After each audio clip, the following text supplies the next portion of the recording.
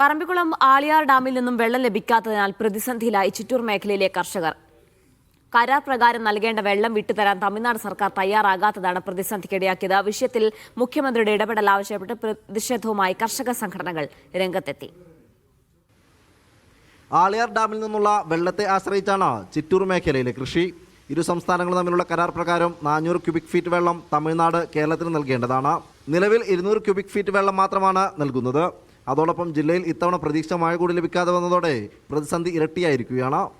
ഏറ്റവും കൂടുതൽ നെൽകൃഷിയുള്ള ഒരു താലൂക്കാണ് ചിറ്റൂർ.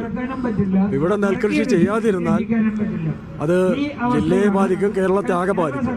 അതുകൊണ്ട് അടിയന്തരമായി വെള്ളം കിട്ടാനുള്ള നടപടികൾ തമിഴ്നാടുമായി ചർച്ച ചെയ്ത് കൈക്കൊള്ളണം എന്നാണ് ഈ സമരത്തിന്റെ ആവശ്യം. രണ്ട് സംസ്ഥാനങ്ങൾ തമ്മിലുള്ള വിഷയമായതിനാൽ മുഖ്യമന്ത്രി തല ചർച്ചയിലൂടെ മാത്രമേ പരിഹാരം കാണാനാകൂ. മുഖ്യമന്ത്രിയുടെ അടിയന്തര ഇടപെടൽ ആവശ്യപ്പെട്ട് കർഷക സംഘം ചിറ്റൂർ താലൂക്ക് ഓഫീസിലേക്ക് മാർച്ച് നടത്തി.